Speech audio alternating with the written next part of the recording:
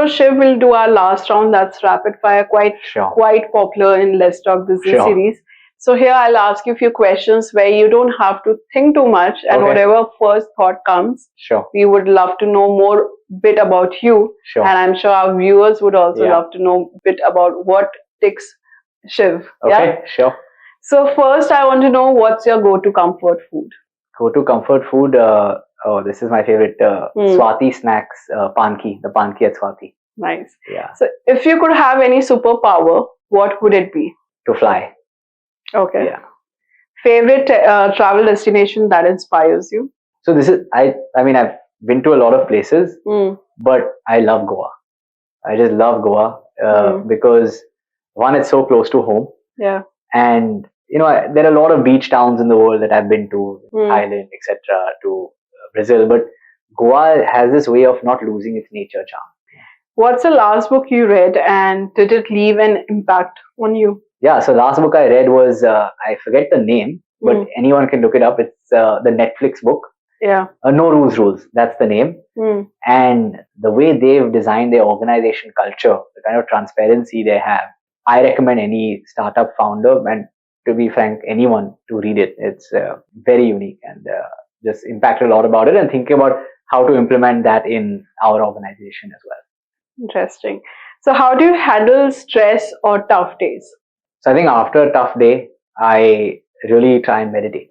Because what happens is that your mind just starts racing and a lot of thoughts happen. So I think meditation is a practice, and I use this app called Waking Up. So it's a guided meditation. You can choose either 10 or 20 minutes, and depending on how much time you have, I try and do that. Nice. And any quirky habits or routines you follow? I've picked up this new sport called paddle. So that's really picking up. Not quirky, but it's a fun new activity I've picked up. One hobby you secretly enjoy outside of work? I enjoy playing golf. Nice. Yeah. How would you convince someone who is skeptical about fractional ownership to give it a try? I'll just educate them. You have to just keep reading and understanding. And once you do that, you'll just see why it's a very solid and safe investment. So create awareness. Yes.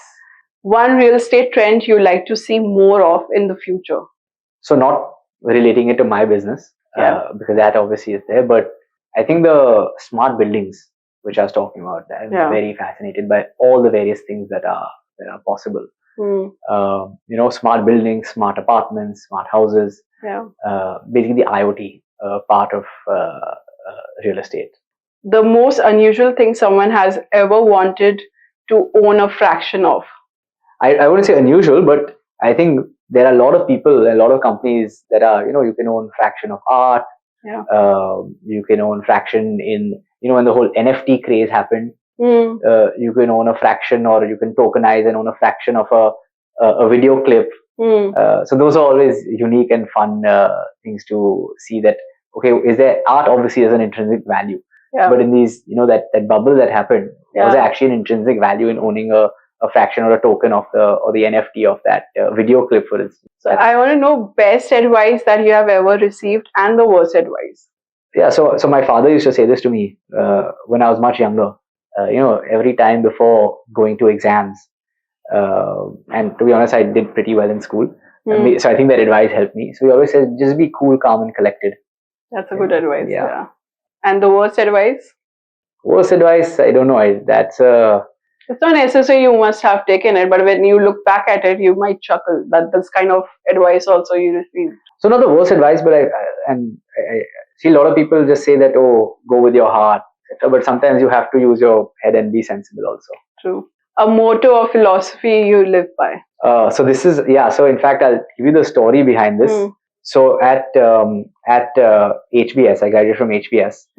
So on your last day of class, they ask you to write a letter to yourself that you'll open in your 5-year union. So I just had my 5-year union in May. And, most people had written long letters, I hope that you reach this stage, etc. I just had 7 words or 8 words written. And it was like, no regrets, don't overthink it, it's just life. Nice. Yeah. So any particular entrepreneur you admire and why? I admire a lot of entrepreneurs. If you had to name one? But I think I admire Elon Musk a lot. It's very smart and just great work ethic. Okay, and one misconception about fraction ownership you like to debunk? One misconception is, in a way, people think it's a new age concept, but people have jointly been owning property for the longest time. It's just technology that's enabling it in a more easier way.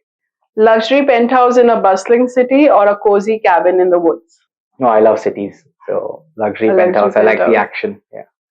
The ultimate dream, fractional ownership of an iconic landmark or an off-the-grid sanctuary? I think sanctuary. Yeah? Yeah, where people can, say that they're co-owners, go there, be with nature. True. As long as it's protected. Of course, yeah. If you could time travel, where and when would you go? So I can go future or back? Yeah. I'd go 20 years into the future and just see what the world has become. Nice. And one word to describe your leadership style? Always curious. And advice you would love to give or like to give to the aspiring entrepreneurs who are planning to get into real estate market, what it would be? So advice to give entrepreneurs in general is that there are highs and lows, but you just have to keep moving forward, just one step ahead of the next.